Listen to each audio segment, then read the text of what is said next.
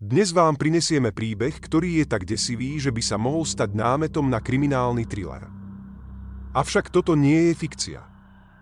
Ide o brutálnu realitu, ktorá zasiahla Slovensko na začiatku 21. storočia. Hlavnou postavou je Peter Laduna, muž zo Žirian, ktorého mená obetí a spôsob, akým ich pripravil o život, navždy zostanú zapísané v dejinách našej krajiny ako symbol krutosti a bezčitnosti. Ale jeho príbeh nekončí len vraždami, pretrvávajú záhady, nezvestné osoby a otázky, na ktoré doteraz nemáme odpoveď. Peter Laduna pochádzal z malej obce Žirany, nedaleko Tribečských hôr. Miestni ho poznali ako agresívneho a nepredvídateľného človeka, ktorý mal sklony k násiliu. V detstve si údajne prešiel náročnými podmienkami, ale nič nenasvedčovalo tomu, že sa stane jedným z najbrutálnejších vrahov v dejinách Slovenska. Na prelome tisícročí v rokoch 2000-2001 začal svoje krvavé vyčíňanie. Jeho motiváciou bolo rýchle získanie peňazí cez lúpeže, no to, čo malo byť len zločinom, sa rýchlo zmenilo na krvavú drámu. Laduna zabíjal chladnokrvne, bez najmenšieho zaváhania, pričom jeho obete nemali šancu prežiť. Vražda v Novom Meste nad Váhom. V roku 2001 Laduna spáchal prvú známu vraždu pri prepadnutí klenotníctva v Novom Meste nad Váhom. Keď sa predavač, otec malých detí, pokúsil újsť z predajne a privolať pomoc, Laduna ho bez zaváhania zastrelil strelou do zátilku. Vražda v Šuranoch. O niekoľko týždňov neskôr Laduna opäť udrel, tentokrát v Zlatníctve v Šuranoch. Jeho obeťou sa stala predavačka, žena s nevidiacou dcérou. Laduna ju zastrelil 2 presnými ranami do čela a do ucha. Tento čin šokoval celú komunitu, pretože žena bola známa svojou dobrosrdečnosťou a pokorou. Jednou z najotrasnejších udalostí spojených s Ladunom bola vražda jeho priateľky Kataríny, 17-ročnej dievčiny z reedukačného centra v Zlatých Moravciach.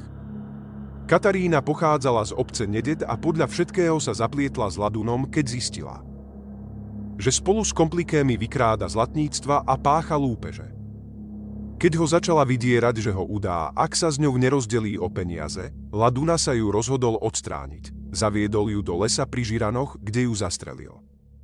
Podľa pitvy bola Katarína pri vedomí, keď ju zahrabal do plytkej jamy a zomrela na udusenie. Jej telo bolo neskôr nájdené, čo viedlo k zisteniam o jeho ďalších vraždách. Ďalšou temnou kapitolou je zmiznutie Moniky Bálkovej, ženy, s ktorou mal Laduna syna. V januári 2001 Monika odišla do práce v Nitre, no už sa domov nevrátila. Jej matka Marta Balková tvrdí, že Laduna je za jej zmiznutie zodpovedný. Podľa Marty sa Monika Ladunu bála. Nechcela s ním žiť a ani mu nechcela odovzdať svojho syna. Krátko po jej zmiznutí si Laduna prišiel po dieťa, pričom rodinu fyzicky napadol.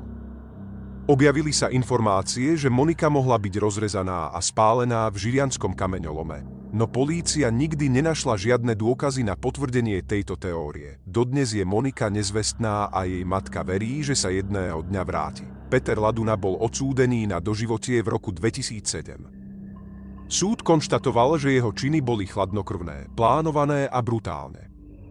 Aj keď sú známe 3 vraždy, Laduna môže mať na svedomí viac obetí. Jednou z ďalších nezvestných osôb je Ladislav Piros, muž zo Žirian, ktorý zmizol krátko potom.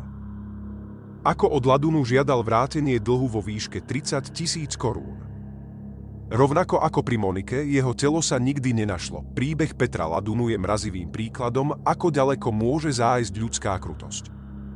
Jeho zločiny zanechali hlboké rany na obetiach, ich rodinách a komunite v Žiranoch. No záhady spojené s jeho činnosťou stále pretrvávajú. Koľko ďalších obetí ešte ostáva neobjasnených? A aký temný odkaz zanechal v pohorí Tribeč? Ďakujeme, že ste si vypočuli dnešnú epizódu Príbehy Slovenska. Ak máte vlastné názory alebo informácie o tomto prípade, podeľte sa s nami v komentároch. Nezabudnite sa prihlásiť na odber, aby ste neprišli o ďalšie príbehy. Dovidenia na budúce.